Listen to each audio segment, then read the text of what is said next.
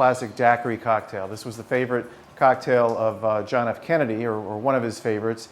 Now, the daiquiri is not the thing you think of when you go to New Orleans and you walk down Bourbon Street and you have one of those alcoholic Slurpees. The daiquiri is a classic drink made of just 3 ingredients: fresh lime juice, sugar, and a good rum. What you're going to start with is just a half a lime. If you can cut a lime in half, you're halfway there. For the rum we're using this evening, this is from the Hemingway Rum Company. Ernest Hemingway, the famous author, his family has authorized the creation of a beautiful rum called Papa's Pilar from the Hemingway Rum Company. Then you add just a little bit of simple syrup, maybe about a half an ounce. That gives a little bit of sweetness. So you have what you refer to as the classic trinity of strong, sweet, and sour.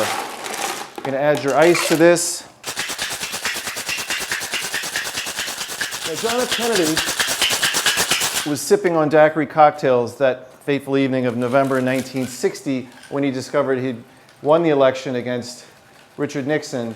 It was now going to become the President of the United States. Daiquiri was one of his favorite drinks and one of my favorites as well. Cheers.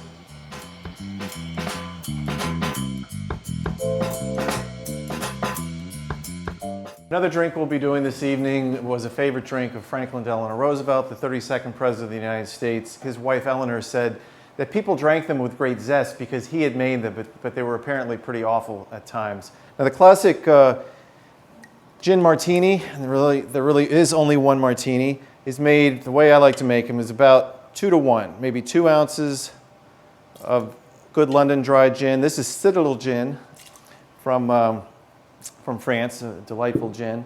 And we're using, also from France, a lovely the Dolin dry vermouth, maybe an ounce of that. This is how FDR might have made it. He had you can actually see his shaker up in Hyde Park on display. I'm going to add a little bit of orange bitters from Fee Brothers of Rochester, New York. Orange bitters are delightful in a martini. Just a couple of drops.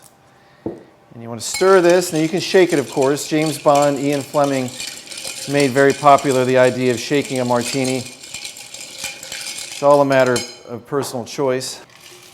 And you can garnish this with a lemon peel, with an olive, with pickled okra, anything you like, but I'm going to serve this without a garnish this evening. Cheers.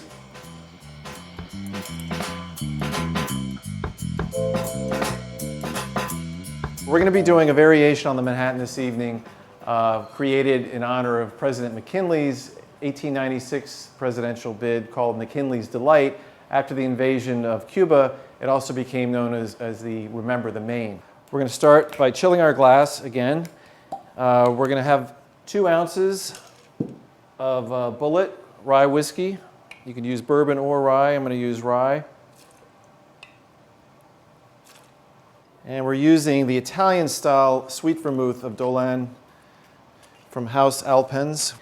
And to make it a true cocktail, we need to add bitters. I'm using Fee Brothers whiskey barrel bitters, just a couple of dashes of the Fee Brothers. Add a little bit more ice to your mixing glass. You want to use very large ice cubes and plenty of it. You do want some dilution, but you want the drink to be as cold as it can be without being too watery. And now you have the classic Manhattan. You can garnish that with a Marasca cherry or with a lemon peel. Cheers.